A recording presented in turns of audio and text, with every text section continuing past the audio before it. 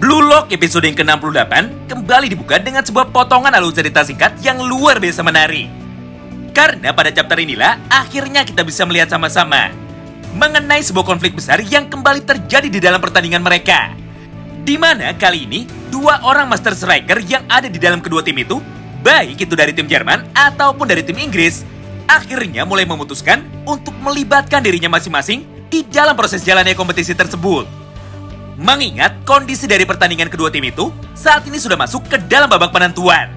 Karena skor sementara saat ini sudah kembali berubah menjadi kembali imbang, yaitu 2-2. Yang artinya, siapapun pemain yang berhasil mencetak gol lebih dulu ke gawang lawan pada kesempatan berikutnya, maka sudah jelas tim mereka lah yang akan keluar sebagai pemenangnya. Nah, semua rentetan kejadian menarik tersebut tentu saja bisa kita saksikan sama-sama melalui beberapa potongan panel manga berikut. Di mana tepat setelah Nagi dan juga Reo sudah selesai merayakan sebuah gol indahnya yang baru saja berhasil dia ciptakan melalui sebuah serangan kombinasinya bersama dengan Reo. Maka di satu momen yang sama itu, Isagi pun seketika kembali nampak sangat terkejut.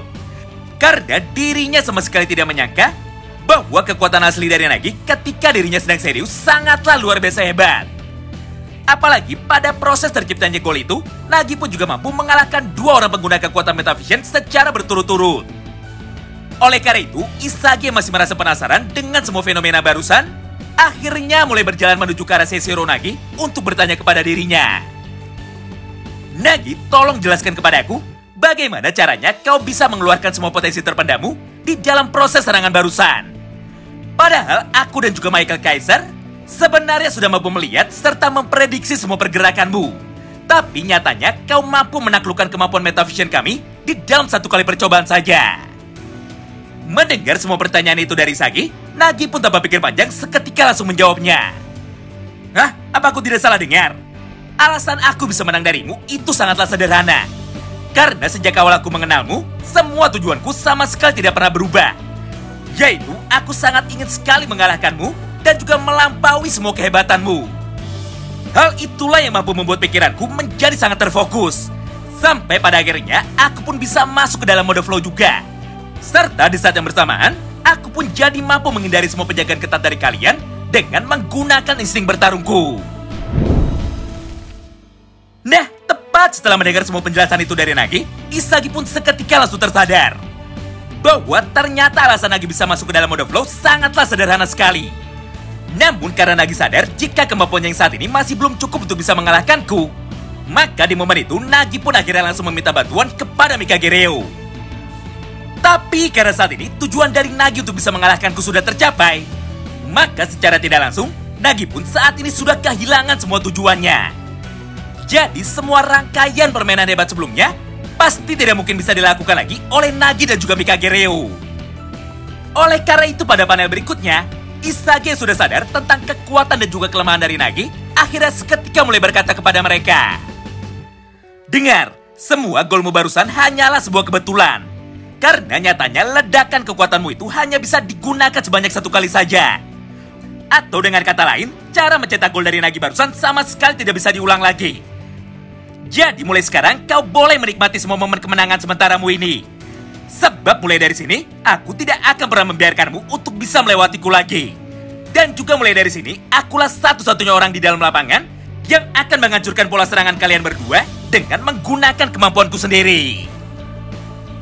Oh iya, semua asumsi liar yang baru saja diucapkan oleh Isagi di atas bukanlah tanpa dasar. Karena pada panel berikutnya, Nagi pun nampak mengamini semua ucapan yang dikatakan oleh Isagi Oichi. Bahkan Nagi yang saat ini terlihat kebingungan seketika mulai berkata kepada dirinya sendiri. Hah? Lalu sekarang apa lagi? Kenapa aku malah menjadi tidak tahu apa yang harus aku lakukan selanjutnya setelah berhasil mengalahkan Isagi Oichi? Sementara itu di sisi lain lapangan, kini kita pun juga diperlihatkan mengenai sebuah momen interaksi singkat yang dilakukan oleh Agi, Nagi serta Mikage Reo. Di mana pada panel berikutnya, Agi yang awalnya masih terlihat sangat kesal, akhirnya mulai berkata seperti ini kepada Mikage Reo. Reo, apa kau sekarang sudah puas? Gara-gara semua perlakuanmu barusan yang sangat membajakan Seishiro Nagi, maka Nagi pun saat ini malah kembali menjadi dirinya sendiri lagi. Yang artinya, Nagi tidak akan pernah bisa mengembangkan pola permainannya jauh lebih hebat dari sekarang. Apalagi Nagi sendiri sepertinya sama sekali tidak tertarik untuk bisa bermain dengan kreatif. Jadi mulai sekarang aku tidak peduli lagi dengan kalian. Tapi ingat, dengan begini gelar striker nomor 1 di seluruh dunia mustahil bisa dicapai oleh Nagi melalui permainan yang sama sekali tidak kreatif. Walaupun di momen ini awalnya Reo terlihat sangat kesal, namun karena Reo sendiri juga sadar bahwa semua ucapan dari Agi ada benarnya, maka di satu panel yang sama ini, dia pun hanya tersenyum kepada Agi sambil berkata dengan tenang kepadanya. Hah, dasar dokter gila. Aku yakin kau ini hanya iri saja kepada Nagi. Karena nyatanya Nagi bisa membuktikan kepada semua orang bahwa gaya permainan yang seperti inilah yang cocok untuk dimainkan oleh Nagi. Tapi tenang saja, karena mulai sekarang akulah orang yang akan mengajari Nagi. Jadi biarkan aku saja yang memikirkannya mengenai bagaimana caranya melatih Nagi, supaya dia bisa menjadi jauh lebih hebat lagi daripada siapapun ketika dirinya bermain sebagai seorang penyerang murni. Scene pun kini berpindah. Setelah beberapa saat berlalu, kini kita pun kembali diperlihatkan mengenai beberapa kejadian penting yang berlangsung pada sisi sebelah kiri lapangan. Di mana pada momen itu, nampak master striker dari tim Inggris yaitu CP yang akhirnya mulai bangkit dari tempat duduknya dan langsung membuka jaket serta celana trainingnya. Tidak hanya itu, bahkan pada satu panel yang sama ini, CP pun seketika mulai berkata dengan lantang kepada semua orang yang ada di dalam lapangan itu. Haha, sungguh sangat menarik sekali. Siapa sangka jika persaingan di antara para pemain yang ada di era baru ini sangatlah ketat sekali. Nah, mengingat skor saat ini sudah kembali imbang, maka aku pun juga akan ikut meramaikan pertandingan kalian. Karena hanya dengan begitu, maka jalannya pertarungan ini akan menjadi semakin seru. Melihat semua hal itu di depan matanya, Kazuma yang pada saat itu nampak terlihat sangat kagum setelah mendengar semua ucapan dari CP barusan, akhirnya mulai bertanya kepadanya. CP, apakah kali ini kau memutuskan untuk ikut bermain sebagai seorang mentor yang akan mengajarkan kami mengenai sepak bola melalui sebuah praktek secara langsung di dalam lapangan? Mendengar pertanyaan dari Neo itu, CP pun langsung menjawabnya. Hah? Siapa bilang aku bermain untuk menjadi mentor kalian?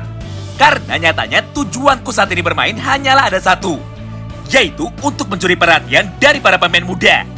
Dan untuk membuktikan kepada dunia bahwa akulah satu-satunya pemain yang layak untuk mendapatkan gelar sebagai striker nomor 1 di seluruh dunia. Mengingat di dalam pertandingan kita ini, akulah orang yang akan mencetak gol ketiga sekaligus gol penentu kemenangan bagi tim kita. Singkat cerita, tepat setelah mengucapkan semua kalimat di atas, CP pun tanpa pikir panjang, akhirnya langsung melakukan sebuah pergantian pemain. Di mana pada kesempatan itu, CP pun akan masuk untuk menggantikan Adam Driver yang kebetulan pada saat itu sudah nampak sangat kelelahan. Dengan begitu, maka formasi dari mereka pun kini seketika langsung berubah.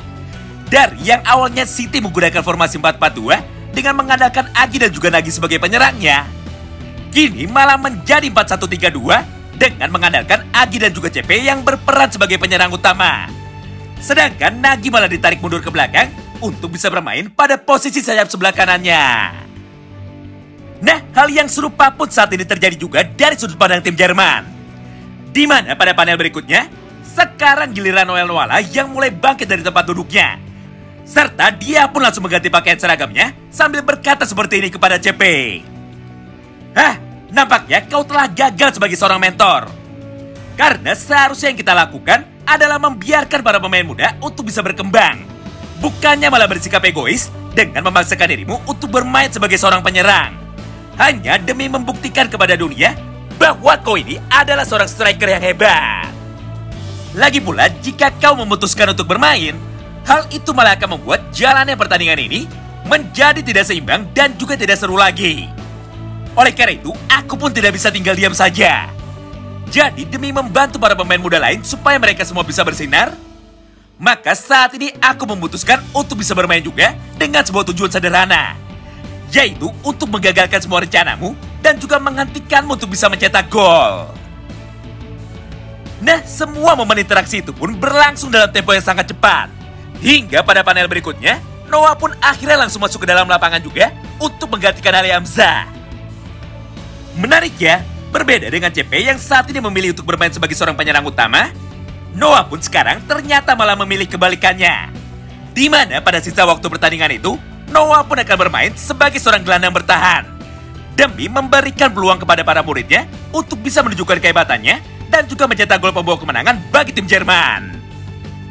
Tidak hanya itu, karena pada halaman terakhir ini, Noah pun kembali melanjutkan semua perkataannya lagi.